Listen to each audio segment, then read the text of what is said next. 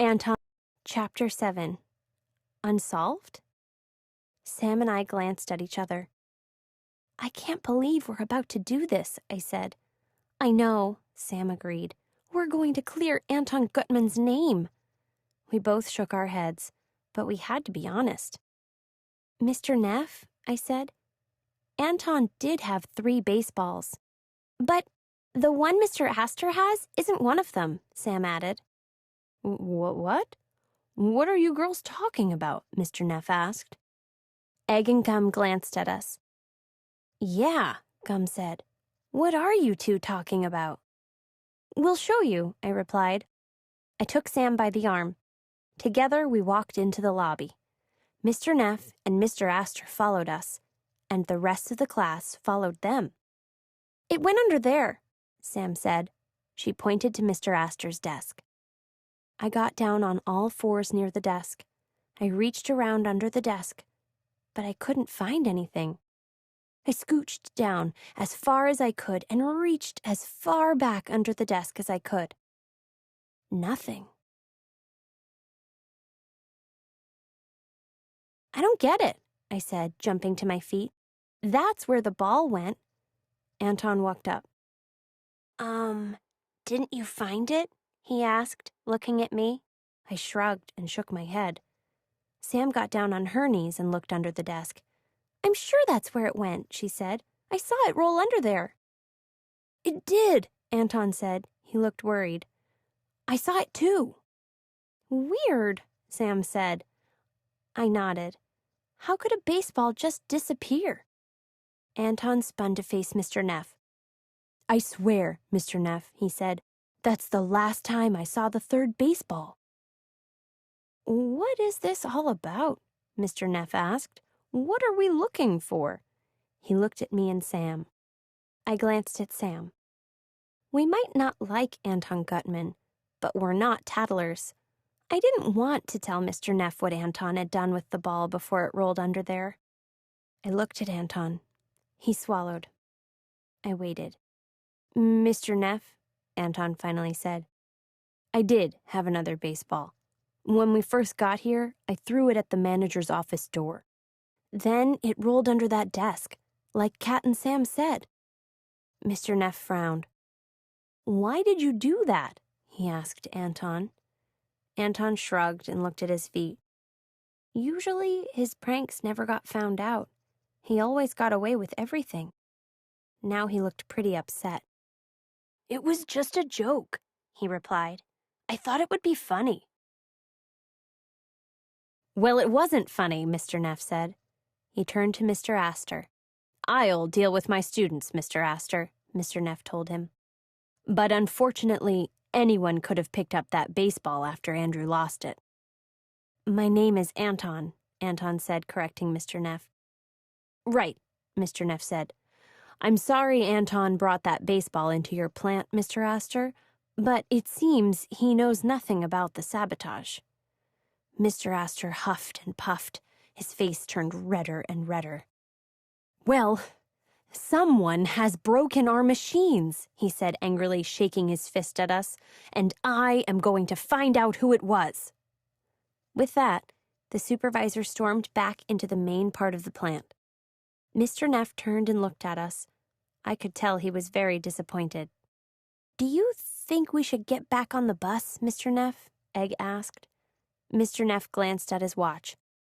It's earlier than we were supposed to leave, he said. I better call the bus driver to let him know we're ready to head back. You kids stay here in the lobby. He walked off to find a phone. So, who do you guys think sabotaged the machines? Sam asked. Gum stroked his chin. I'll solve this mystery, he said. Just give me a minute. Egg looked around carefully to make sure no one was listening. Then he whispered, I think it was Mr. Neff. Mr. Neff? I said, practically shouting. Are you crazy? Egg shook his head. No, I'm not crazy. Don't you remember what he said in class? He asked. You mean that he hates plastics? Sam asked. Egg nodded. Right, he said. If the recycling plant stops working, people might stop using plastic. Since Mr. Neff said it's illegal for the landfill to take recyclable stuff, then people would have to use things that could go to the landfill. Things that are biodegradable, you mean? I said. Right, said Egg. I don't know, Gum said. I mean, today Houston's landfill is taking recyclables. That's true, I said. Maybe they're just storing them and they'll bring them back when the recycling plant opens again. But I doubt it, Gum went on. And I bet if the recycling plant was closed for good, it wouldn't be illegal to bring plastic to the landfill. I added, Mr. Neff seems to be glad we can recycle the plastic things, even if he doesn't much like them to begin with. Egg put up his hands. I still think it's Mr. Neff, he said. He seems so distracted, and he has the motive. Stop the recycling plant so people can't use plastic. Mr. Neff always seems distracted, I said. That's nothing new. I'm still not ruling out Anton, Gum said. Just because he dropped the baseball doesn't mean he didn't go back later and pick it up.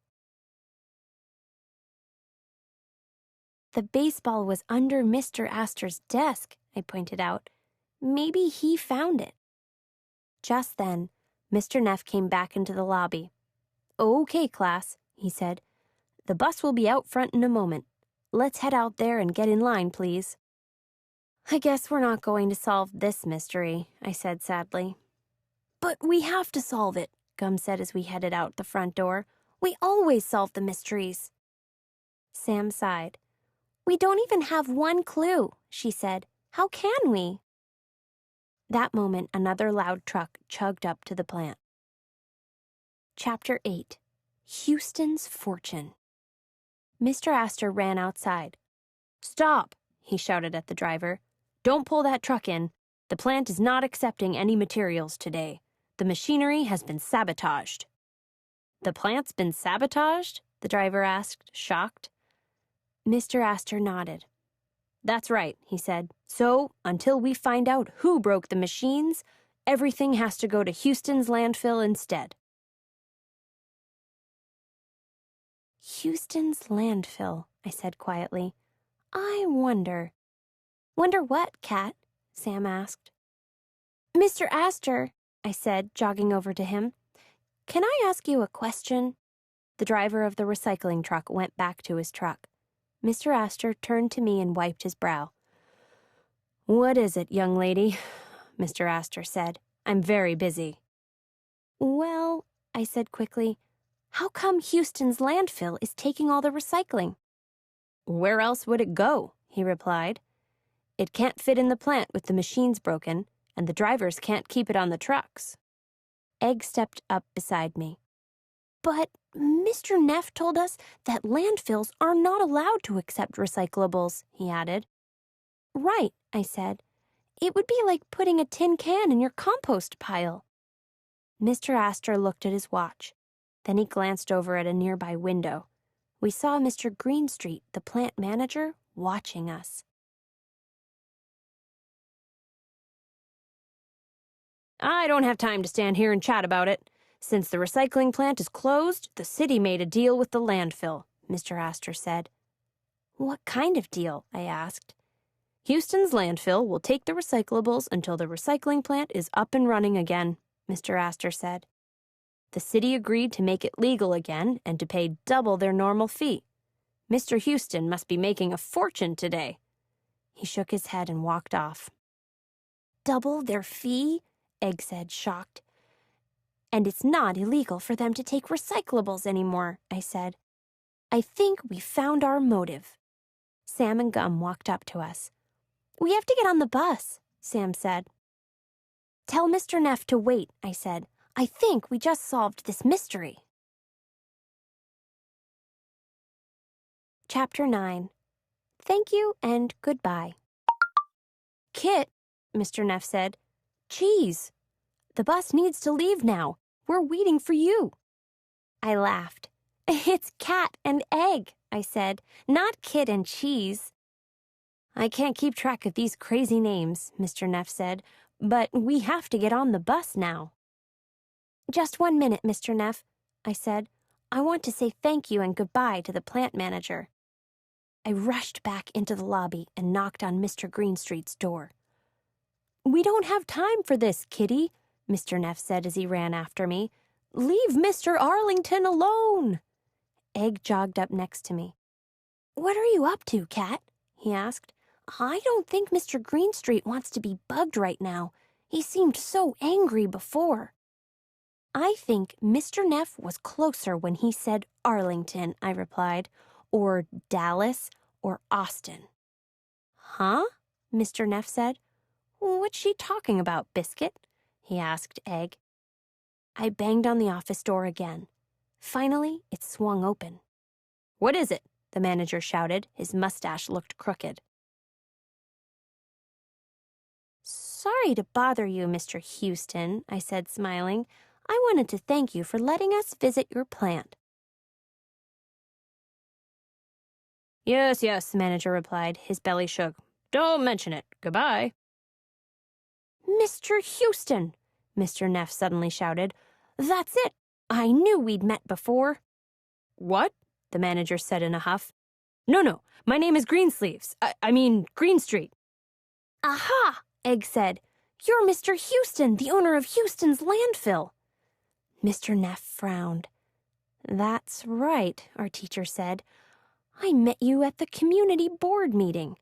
That's when we made it illegal for your landfill to accept any recyclables."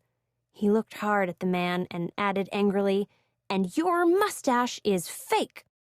The manager grumbled and started to say something, but instead he just stepped back into his office and closed the door. I heard the latch drop as he locked it from the inside. Mr. Neff put a hand on my shoulder. "You sure cracked that case, Rabbit," he said. Egg, or should I say cheese, and I laughed. Chapter 10. Case closed. Detective Jones showed up pretty quickly after Mr. Astor called the police. "You kids again," the detective said when he saw me, Egg, Gum, and Sam. "I think I'll have to make you honorary detectives before long," he added. "Who solved this one?" Egg pointed at me. "It was Cat, Detective," he said. The detective looked at me. "So, how did you figure it out?" he asked. "How did you know Mr. Greenstreet, the new plant manager, was actually Mr. Houston, the owner of Houston's landfill in disguise?" "Well," I replied, "Mr. Neff really deserves the credit." "Me?" Mr. Neff said. "What did I do?" "You never get a name right," I said, "but you're always close." "Really?" Mr. Neff said, blushing. "I didn't know I did that." "Sure," Egg said. "You call me Cheese instead of Egg." "And me Candy instead of Gum," Gum added. Sam and I laughed.